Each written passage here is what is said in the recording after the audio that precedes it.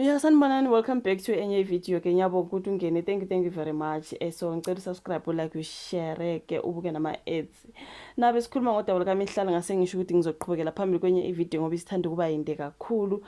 Sikhuluma ngoMihlali ngodaba lakho lokuhlukunyezwa yilo baba kuthiwa nguMichael Breeds. Okukhulunywa ke ngokuthi uMihlali bekaloko ithatha imali yalo baba emthembisa izeneze njengoba kusho ukuthi bekafuna uthando, mhlawumbe bekafuna kodwa indoda ke eshadile eney'ngane. Siyabona lapha nesithombe nako unkosikazi ufake ilokhu ingubo ebomvu ney'ngane, nguye lo yababa bafethu. Yona ndoda ke le okuthiwa istoka uMihlali yamhlukumeza according to istatement sakho girl.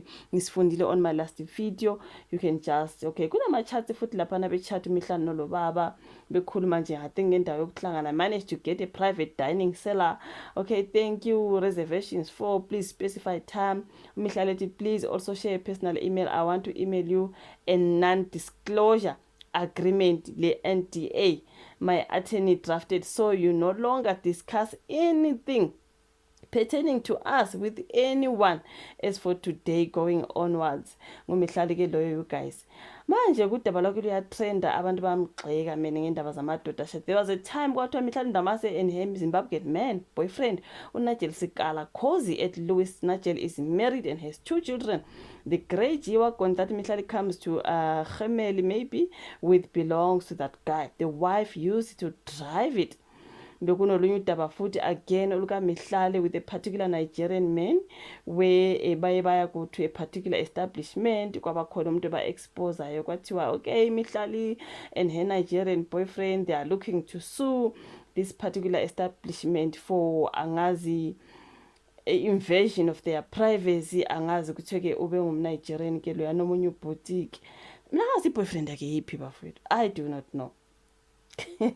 Asikhulumeni ke ngalokho kuthiwa ke I think the popcorn room uye wazana information ngodaba okuthiwa lenzekile. So the popcorn room une information lapha ne guys, kune story angazi uyithwele information. Okay, so sharp Mike kudala vele azifunela uMimi kusho ukuthi this is someone who sent the information to the popcorn room. Sorry, uthi yena okay, so sharp ke uMike nakudala vele azifunela uMimi yabo, but he didn't know how to pursue her, so his friends advised him ukuthi if he wants to date uMimi he must reach out to her bestie uBobby. Unazi uBobby Blanco? Okay, cool guys.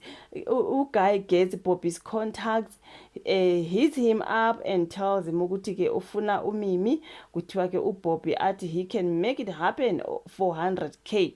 Mike athi hi mfethu mina I can give you 70k.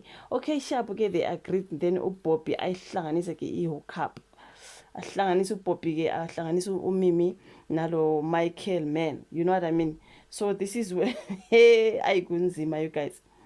So let's see ke on another story kuthiwa ke okay yeah uMimi so uMike noMimi go on their first date, sebehlanganisiwe nguBobby, right? Kuthiwa ke uMike aphamba ne first time he meets this hun, yo ushuthi ke avele abe obsessed the same time sharp ke uqale lapho ke umjolo.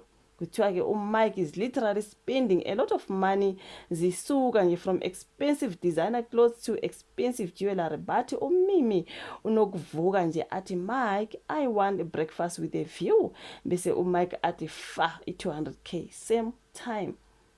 Imagine that.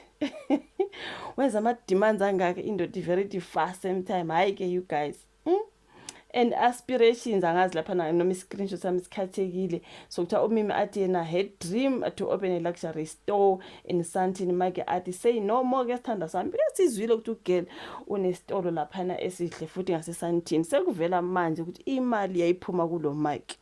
uMike nje bezamstoka kanje ugirl esekhipha i-statement ukuthi uMike uyamstoka. Nansi into yenza ukuthi amstoke ngoba ukhiphe imali wakhipha imali uMimi ebiza kuphela umjidelo ke keep imali. Sekumele phela benze into kumele bayenze. uMimi athi lutho, indoda yathi ke I'm not the one girl, ingakho sebemstoka nje esefuna ukuya kuma lawyers nani. Pho ke girl uzoyiphindisela na imali kaBhuti noma kaBaba? Yo abuye futhi uMike athi Sithanda sami, I want to set you up with a monthly allowance. How much do you need? Umimi athi, oh my dear Mike, all I need is 100k monthly. uMike athi, okay, no problem. Imagine monthly allowance what? 100k? Let me go back to that monthly allowance. 100k monthly. 100k monthly allowance. Hayi guys, ngeke kanti guys thina siphila kuphi umhlaba, because uthini? What? Lapha kuthiwa-ke, mind you, Mikey's I do not know, I think it's screenshot sami isikhathekile. Mikey's Ted or Mikey's Mimi is a woman, right? So to see her in the arms of another man, kuthiwa-ke lo Mikey lo, I think kunesinye ngismisile uMike after esencishiwe izinto azicelile, he then found out ukuthi uMimi is hanging out with another man.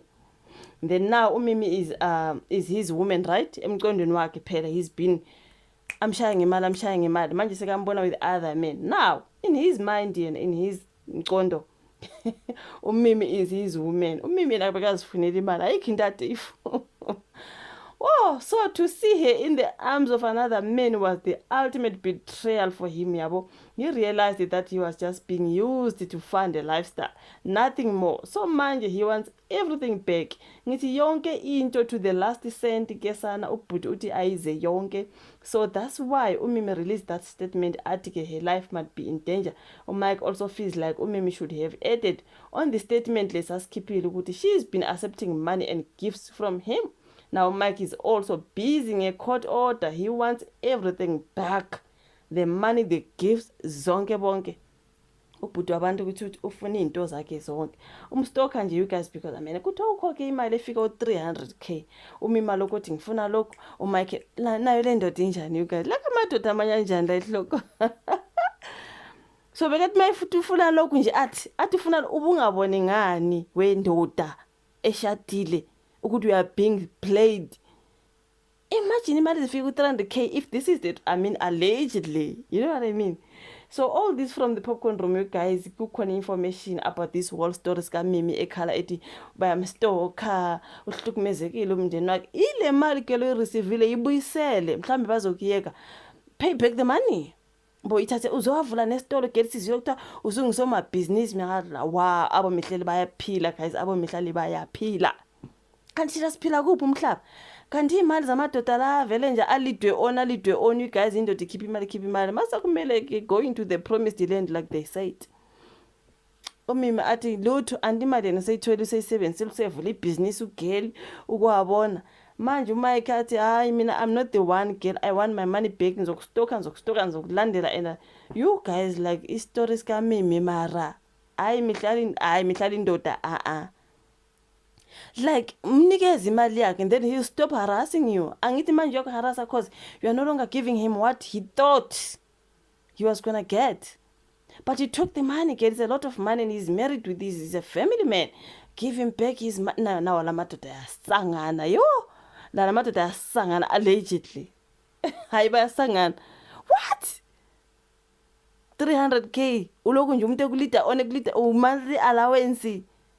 Like nabo Bobby Blanco. Lama hookups laba wenzayo. You guys good ningi. Thina siphila kuphi umhlaba bafethu, like thina siphila kuphi umhlaba. Yo, hayi cha ngeke. Like usubscribe, share, you guys, fake notification bell yakho ona sibonani kwezayo. uMimi akabe safe. Yeah.